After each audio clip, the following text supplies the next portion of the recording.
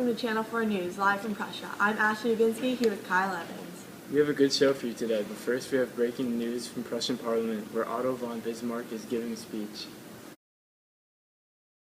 Prussian Parliament, now over to Otto with his Blood and Iron speech. Germany does not look to Prussia liberalism, but to her power. The great questions of the day are not to be decided by speeches and majority resolution. That was the mistake of 1849 and 1848, but instead by the blood. Welcome back. We have a follow-up interview with Otto von Bismarck later, but now we have some current events. A new economic union has recently formed called the Zollverein. This group is hopefully going to get rid of tariff barriers between our city-states. Liberals recently met at the Frankfurt Assembly, where they offered the throne of a united German city-state to Frederick William IV. He unfortunately declined the offer. More news later, but now a commercial break. Go. Now that German borders have expanded, it has been very difficult to travel around. Traveling across country takes forever and is very hard work. Let us take care of it. Ride our new horse carriage taxi service. Most stations are located in all major towns, and a taxi will take you anywhere. Sit back and enjoy the cross-country ride. Take a horse and carriage today. Yeah. Hi, welcome back to Channel 4 News. We now go over the interview with Otto von Bismarck. Hi Otto. Before we talk about your speech, I want to get to know how you got your start in government. Yes, I've earned my way through the ranks of the government. As a young boy, I was in the junker class, which made the following of landowner nobles. I then became a Prussian diplomat and was later crowned prime minister. Soon after, I was crown chancellor. What do you think makes a successful leader? I believe I possess many essential leadership skills. First, I'm very strong-willed and I'm very realistic and base my actions on the needs of the city-state. Okay, now about your speech. What was the main purpose behind it? Well, I wanted to give the speech for one main reason. I really wanted to build up military and make a powerful army. I was hoping speech would persuade the legislators to vote for the funding.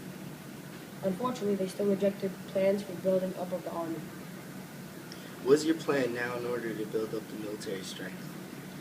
I'm looking to get money that I have saved for purposes and use for the powerful army to pursue aggressive foreign policy.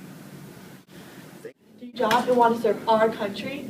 Join the German military today. Otto von Bismarck wants to build a strong force, and you can help his dream become a reality. Come to boot camp and learn to fight. Yes, fight for the country and get money. Join the German military today. Begin. Welcome back again. Bismarck's army has now become very strong, and he's led his military into 3 wars. Bismarck's first war was recently against Austria. This war was short and only lasted 7 weeks. Bismarck left with victory and gained land from many northern German city-states. Also, the Eames Dispatch has recently been released.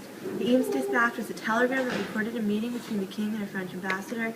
However, Bismarck rewrote part of the conversation and released it to the press. Bismarck's revisions made it seem that the king made fun of Napoleon. Angered by the press release, Napoleon recently declared war on Prussia. The French-Prussian War is being known as the Franco-Prussian War of 1870, and Bismarck celebrated with another victory. Now we have an interview with Napoleon after he lost this war. Hi Napoleon, what are your feelings on Prussia? Prussia is France's rival. Otto is an extremely classless individual, and war between our countries is inevitable. What finally made you make the decision to wage war on Prussia? Well, the straw that broke the camel's back was after Prussia was victorious in the war against Austria. What was your plan on attacking Prussia? I brought many troops to try and crush the German military. Unfortunately, we were unable to execute and were very disorganized and poorly supplied. What made you surrender? I am getting old and becoming very ill. My army got smashed, and we were unable to continue fighting. I had no other choice but to accept the humiliating defeat. That's all we have for this interview. Now back to Kyle and Ashley with more news. Do you want to see the stars at night? Do you want to be able to see the planets? Then buy Carl Zeiss's new telescope. Wow, I can see the stars. I can see the planets. Buy Carl Zeiss's new telescope, limited offer only.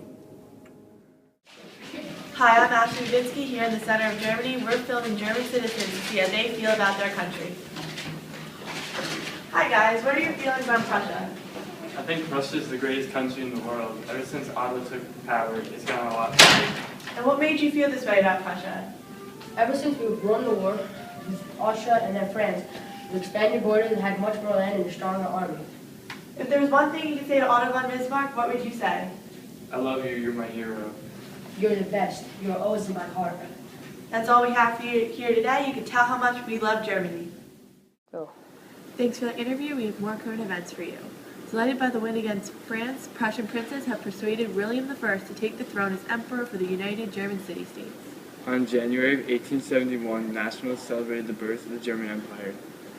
Bismarck also recently wrote the Constitution for our new united lands. That's all we have from the news today. Thanks for listening.